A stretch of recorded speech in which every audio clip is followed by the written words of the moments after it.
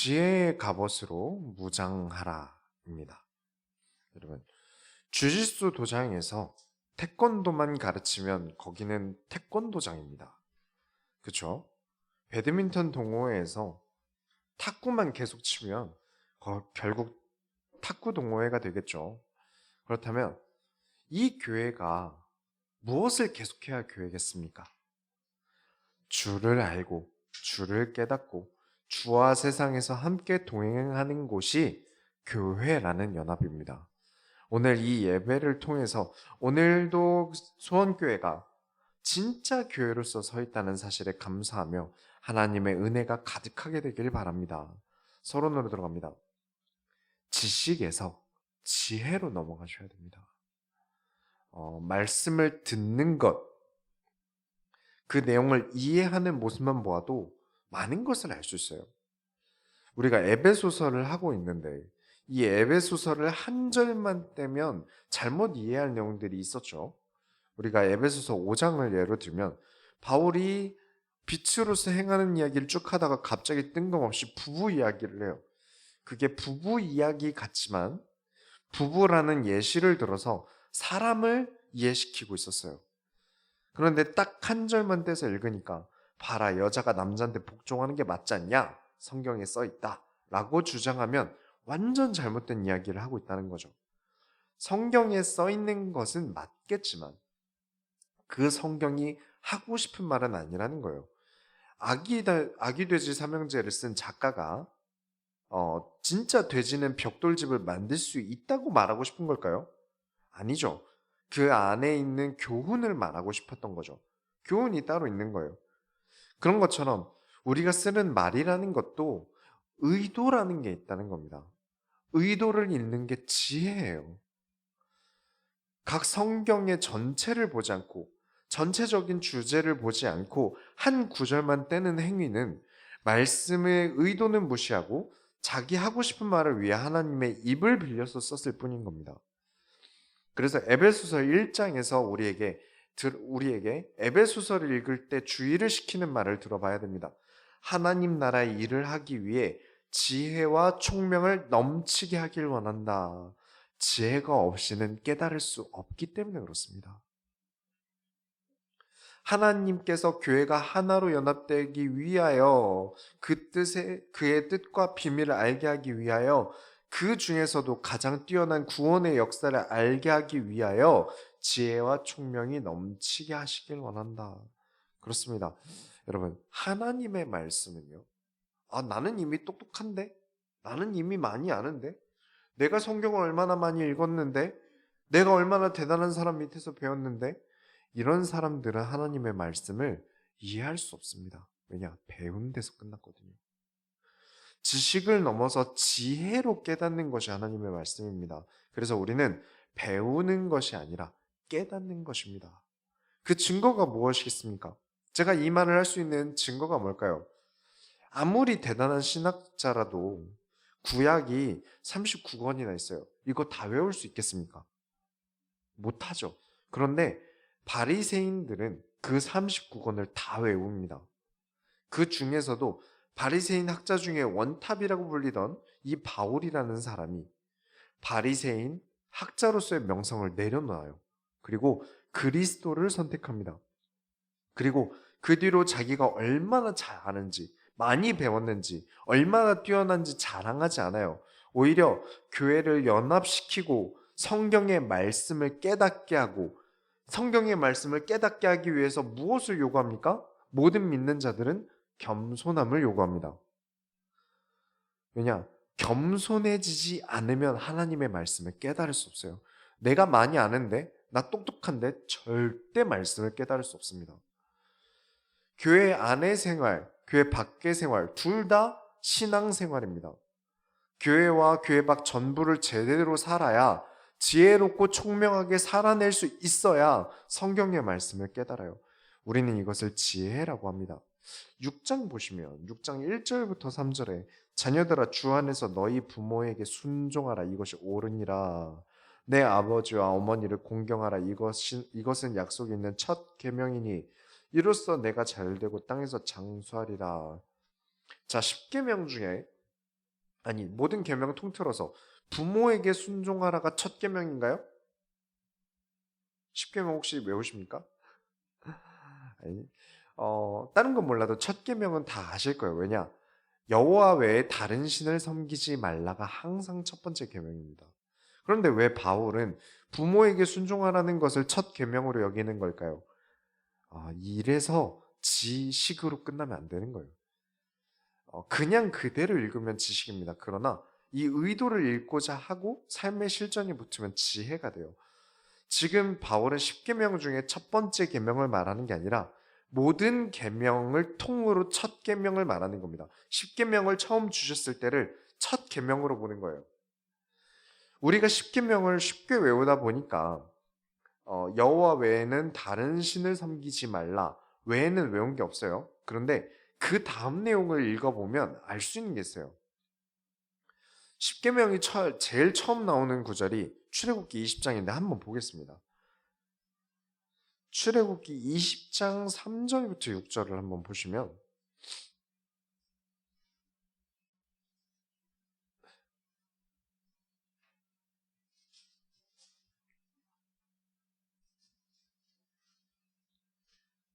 제가 읽겠습니다.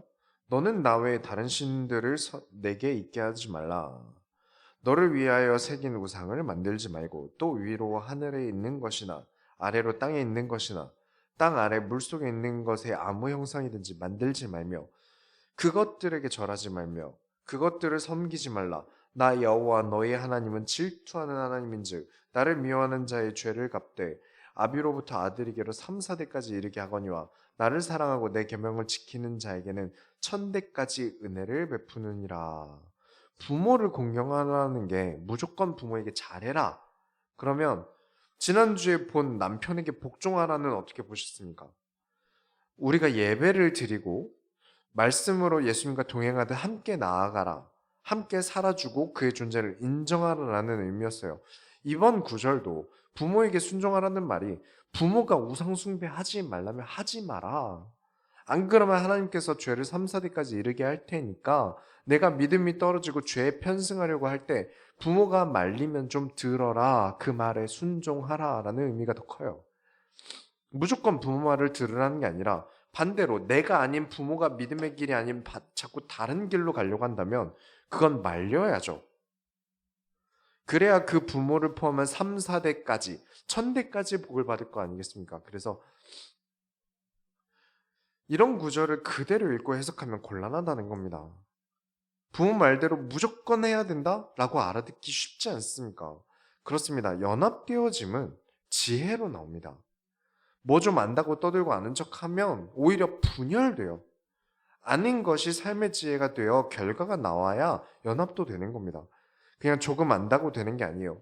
성경 구절 몇 개 안다고 다 아는 게 아니에요.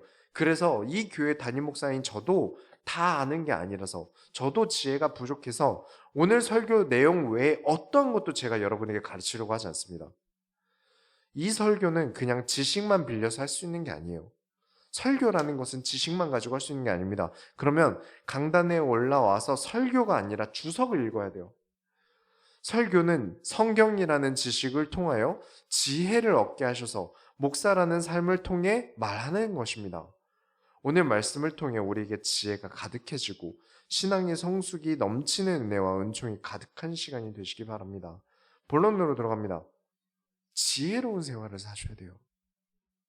4절에 또 6장 다시 보시면 에베소서 6장 보시면 또 아비들아 너희 자녀를 노엽게 하지 말고 오직 주의 교훈과 훈계로 양육하라. 노엽게 하지 말라는 말을 그대로 듣고 생각하면 화나게 하지 말라. 그러면 교육이 됩니까? 자녀를 화나게 하지 않고 교육이 되던가요? 교육이 되려면 어쩔 수 없이 상처 줘야 될 때도 있어요. 그러나 그 교육이 주의 교훈과 훈계라면 사람 아버지가 아니라 하나님 아버지를 배운다면 다릅니다. 이게 어떤 차이가 있냐면 낳아주신 아버지가 준 상처와 하나님 아버지로 인해 받은 상처는 다른 겁니다. 왜냐? 하나님은 나를 치유하세요. 사람 아버지에게 받은 이 상처가 치유가 안 될 수 있어도 하나님 아버지로 인하여 받은 상처는 치유될 수 있어요. 왜냐? 하나님께서 낫게 하시니까요. 육신의 사람이 준 상처는 쉽게 아물지 않습니다. 그러나 우리는 아버지와 자녀 사이만 말할 게 아니라 모든 면에서 서로에게 주의 교훈을 가지고 이야기해야 합니다. 주의 교훈대로라면 그래도 하나님께서 치유하실 테니까요. 그래야 서로가 평온합니다.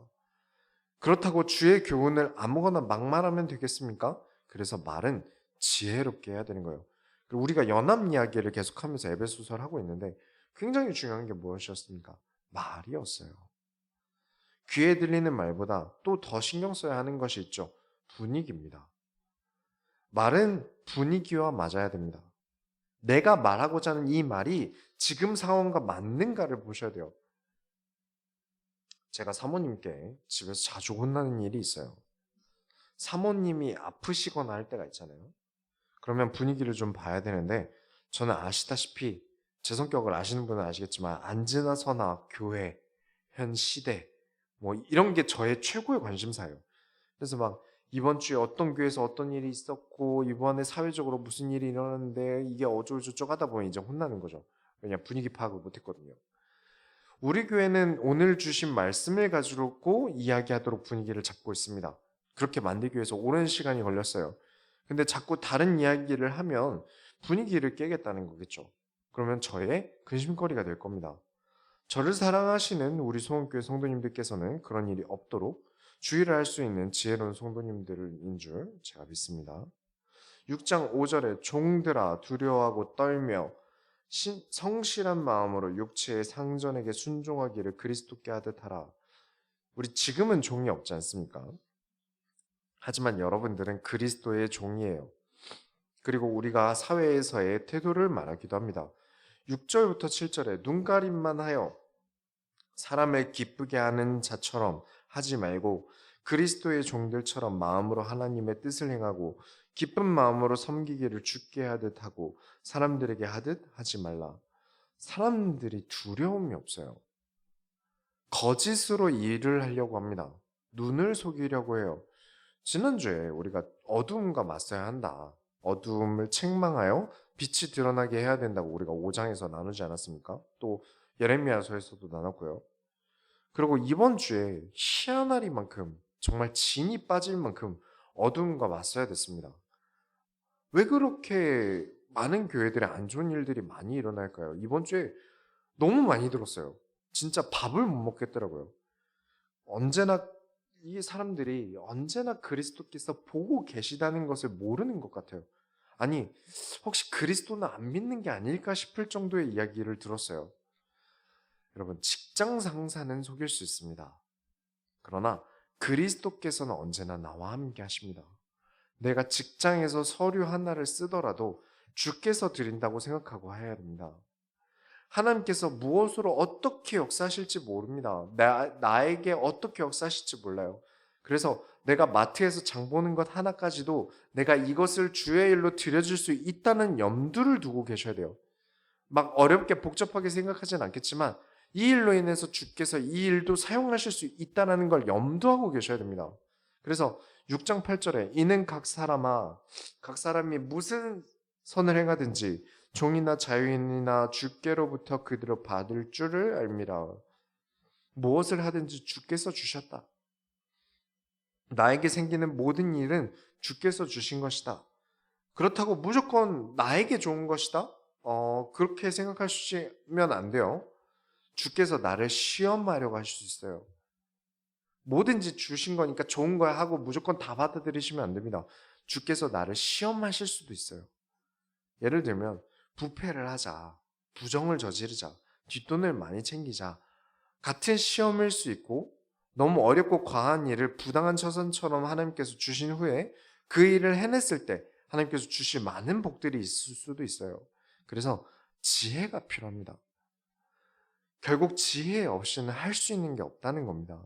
6장 9절에 상전들아 너희도 그들에게 이와 같이 하고 위협을 그치라. 이는 그들과 너희의 상전이 하늘에 계시고 그에게는 사람을 외모로 취하는 일이 없는 줄 너희가 알미라.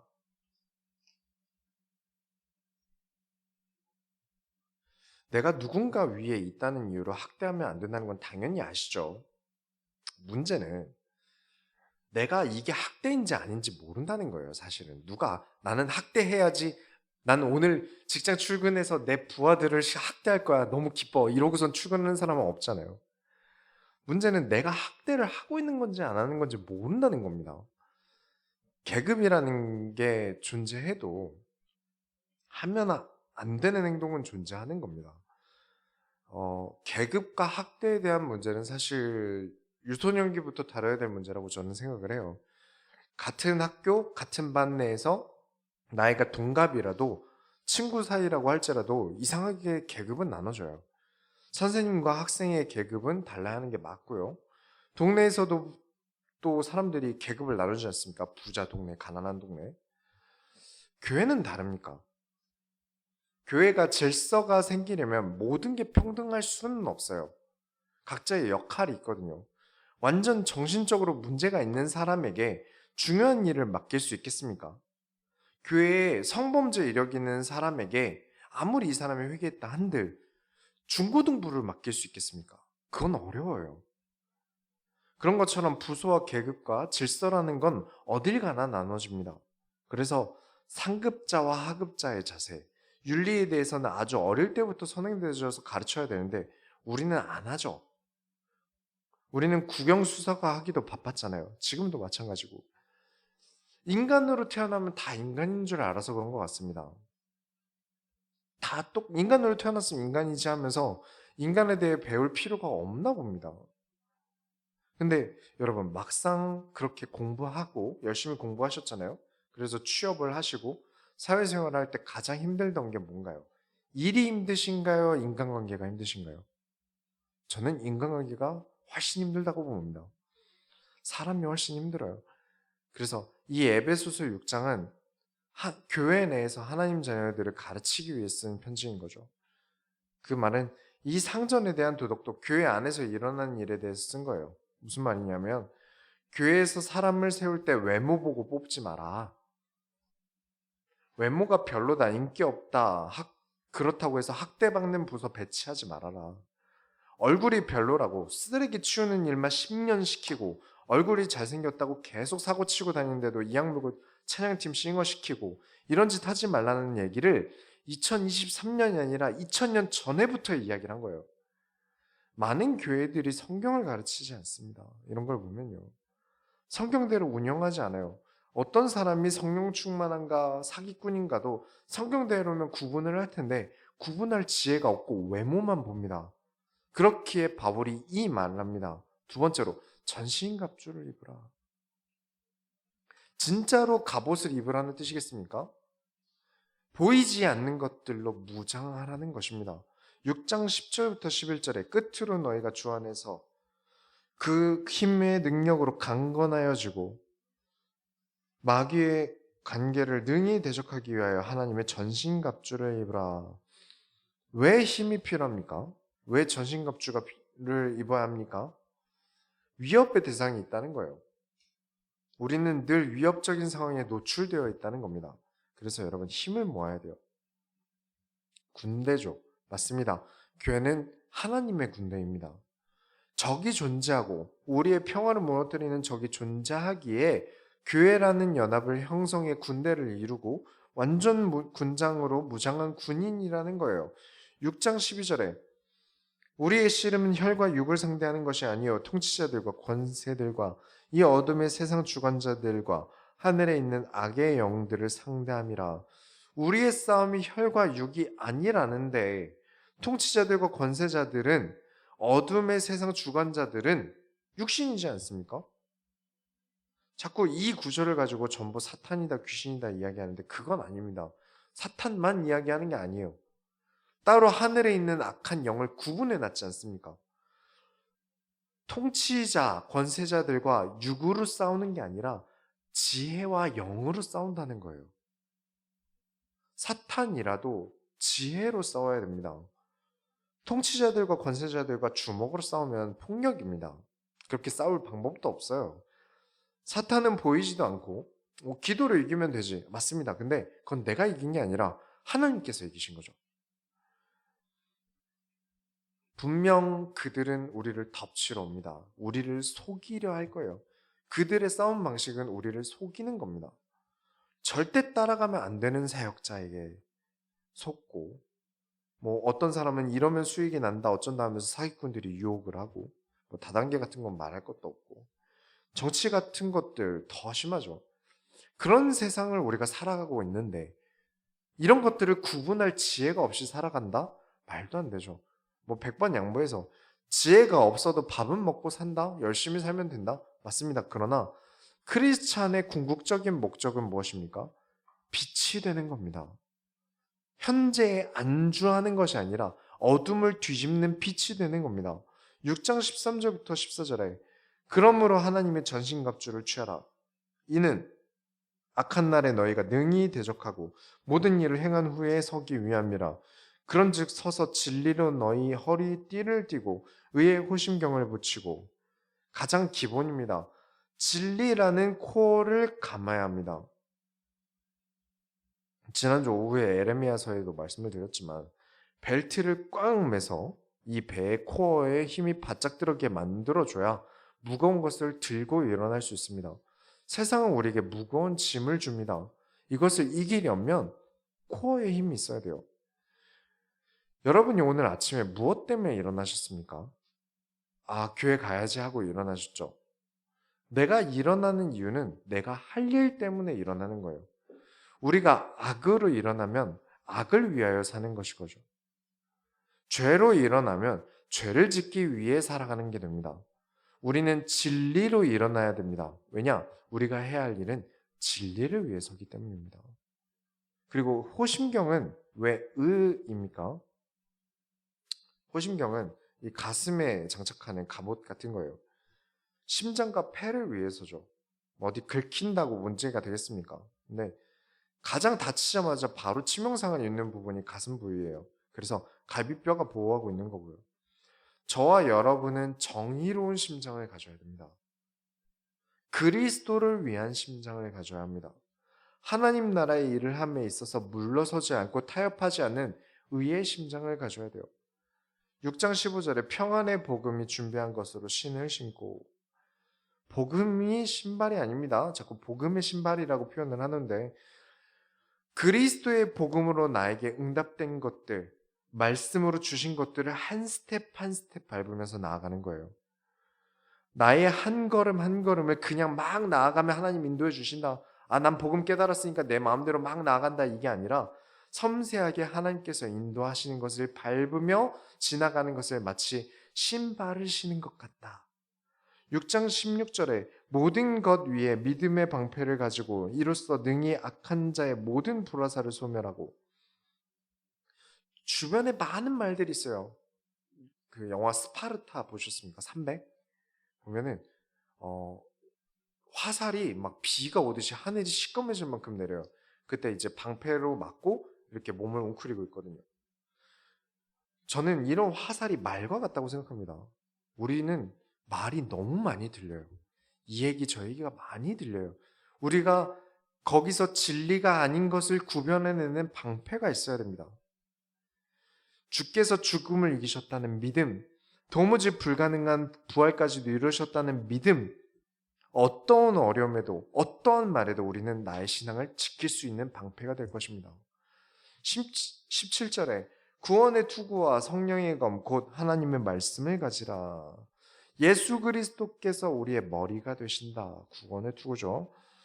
우리의 삶의 무기는 돈이 아니다. 명예도 아니다. 인맥도 아니다. 나 혼자 있어도 좋다. 하나님의 말씀을 들고 계시기 바랍니다. 우리가 나아갈 모든 길은 말씀으로 나아간다. 18절에 모든 기도와 간구를 하되 항상 성령 안에서 기도하고 이를 위하여 깨어 구하기를 항상 힘쓰며 여러 성도를 위하여 구하라. 우리가 연합이기 때문입니다. 나 혼자 싸워서 될 문제가 아니기 때문에 한 분이신 하나님, 성령님이 지휘관이 되셔서 우리를 인도하시고 함께 나아가기 위해서죠. 세 번째로, 그래서 여러분은 저를 좀 도와주셔야 됩니다. 당연한 말을 할 수 있도록. 이 교회에서 일어나는 책임은 결국 제 책임이에요. 아무리 제 의도가 아니었고 제가 잘못한 게 아닌데도 어찌되었든 제 책임입니다. 왜냐? 제가 이 교회 담임 목사니까요. 모든 그룹에 작은 책임이 있죠. 그런데 밖에서 들리는 그룹, 집단의 개념은 조금 이상합니다. 어떤 회사에서 어떤 윤리적인 나쁜 일이 직원들 사이에서 발생을 했으면 사람들은 오너가 책임을 져야 된다. 운영을 어떻게 한 거냐라고 책망을 들어요. 그래서 오너가 문제를 해결하려고 직원 관리를 이제 깊게 하려고 하면 인권 침해다. 이렇게 하면 회사 능률이 떨어진다. 아랫사람은 아랫사람끼리 알아서 한다. 이러면 우리가 어느 장단에 맞춰야 됩니까? 그럼 교회는 어떻게 해야 될까요?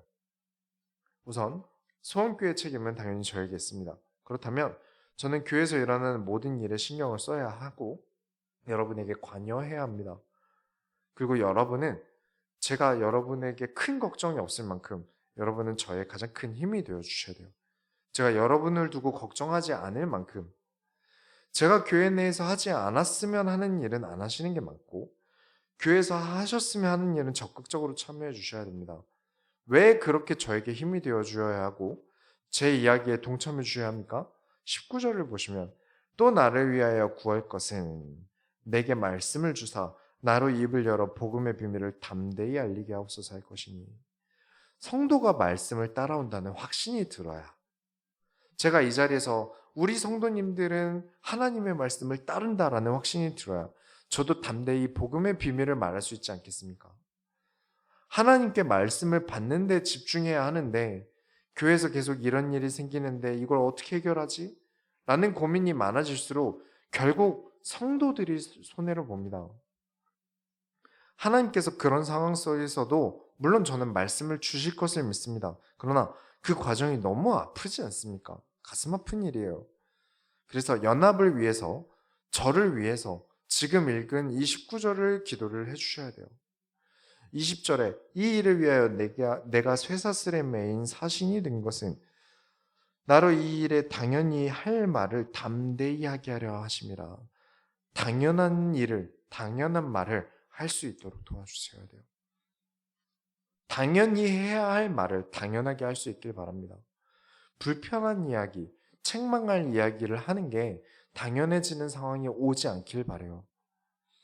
이번 주에 어두운 이야기들과 정말 많이 직면하고 부딪혔었는데 그 중에 가장 덜 어두운 이야기를 하나 말씀을 드리자면 어떤 교회에서 이제 어떤 교회가 하나 있는데 다른 교회에 계신 목사님을 담임 목사로 청빙해 왔어요. 그러면 이제 모셔온 담임 목사님의 목회를 성도님들이 잘 도와주셔야겠죠. 그 교회를 운영해야 되는 분은 결국 그 담임 목사님이니까요. 근데 그 교회의 가장 실세이신 분이 담임 목사님을 도무지 도와줄 생각이 없는 거예요. 교회 재정부터 전부 자기 마음대로 그 성도님이 하려고 하니까 결국 교회가 또 찢어지고 성도들이 나가는 일이 발생을 했어요. 그게 왜 그러냐면 그 전에 지금 새로 오신 목사님이 오시기 전에 성도님들이 섬기던 목사님이 계셨는데 그분이 재정을 가지고 문제를 너무 많이 일으킨 거예요. 돈 장난을 많이 하신 거죠. 그래서 성도님들이 그 일로 인해서 이제 목사를 못 믿겠다. 그래서 다음에 오신 목사님을 아무것도 하지 못하게 막은 거예요. 목사가 당연한 말이 아닌 다른 말을 하려고 하면 안 됩니다. 그렇죠? 왜냐? 진리는 당연한 거니까요. 성경은 당연한 것을 이야기합니다. 계속 당연한 말을 할 수 있게 해주셔야 돼요. 자꾸 다른 이야기, 교회에 문제되는 이야기를 이야기하게 하시면 안 됩니다.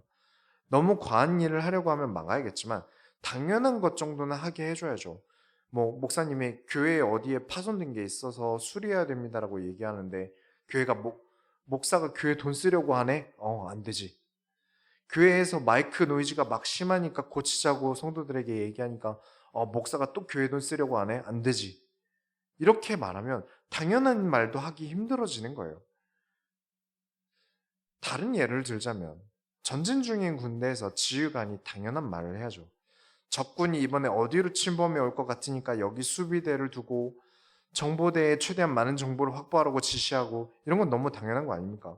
그런데 지휘관이 다른 사람 눈치 본다고 오늘 반찬이 좀 쓰던데 난 좀 단 음식이 좋더라. 왜냐? 그 사람 취향 맞춘다고. 메뉴를 어떻게 해야 바꿀 수 있을까 지금 좀 회의하자. 이런 이야기를 하면 당연한 이야기입니까? 급양부 부사관끼리면 안건으로 말할 수 있는 일일 수 있겠는데 전쟁을 담당하는 지휘관이 오늘 나온 밥반찬 이야기를 가지고 회의를 하는 게 맞겠습니까? 목사가 목사로서 해야 할 당연한 이야기를 마음껏 할 수 있도록 여러분이 도와주시는 게 그래서 매우 중요한 겁니다. 그래야 교회가 계속 빛으로 나아갈 수 있어요. 결론을 내리겠습니다. 결국 이 모든 이야기는 무엇을 위해서 이야기하는 것이죠? 연합을 위해서입니다. 23절부터 24절에 아버지 하나님과 주 예수 그리스도께로부터 평안과 믿음을 겸한 사랑이 형제들에게 있을지어다. 우리 주 예수 그리스도를 변함없이 사랑하는 모든 자에게 은혜가 있을지어다. 결국 중요한 건 형제가 되고 그리스도를 변함없이 사랑하는 은혜의 연합입니다. 하나가 되어 하나님 나라의 일을 하는 게 매우 중요해요. 그런데 우리가 많은 직장 이야기를 들어보지만 일이 힘든 게 아니라 사람이 힘들어요. 사람들이 자기 일만 하면 되죠. 일하러 왔으면 자기 일만 하면 얼마나 좋겠습니까? 근데 그러면 아무 문제가 없는데 자꾸 사적인 걸 자꾸 끌고 들어와요. 어느 중소기업에 있던 일인데 중소기업 이사님이 자기 아내도 있어요. 그런데 자꾸 자기 또 다른 여자친구를 부장 자리에 앉혀놨어요. 그러면 그 아래 직원들이 다 알지 않습니까? 그럼 이 직장이 도대체 어떻게 굴러갈까요? 직원들이 무슨 일을 할 수 있겠습니까? 그래서 엄청 많이 퇴사했어요. 혹은 직장에서 일을 하는데 자꾸 작업을 누가 거는데 마음에 안 들어요. 그럼 그 상사 밑에서 무슨 일을 할 수 있겠습니까?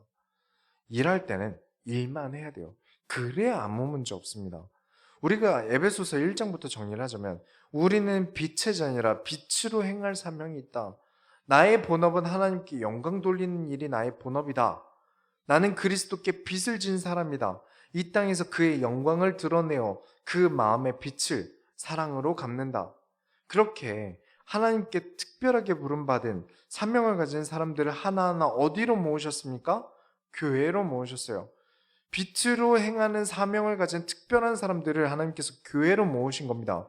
그래서 하나님께 영광을 돌리는 연합으로 하나님께서는 교회를 군대로 만드셨다. 그래서 우리는 빛만 생각해야 돼요. 그리스도만 생각하고 그리스도만 이야기하고 하나님 나라의 일만 해야 됩니다. 그래야 문제가 없어요. 우리가 어둠과 직면하고 어둠과 싸워서 빛을 어떻게 하여 일으킬 수 있을까? 어둠을 책망하여 빛으로 드러낼 곳이 교회입니다. 하나님께서 그런 곳으로 교회를 선택하신 거예요. 그러니 교회는 빛을 향해서 나아가는 게 당연한 겁니다. 하나님께서 오늘 주신 말씀으로 대화하고 소그룹 모임도 오늘 주신 말씀으로 이야기해야 돼요.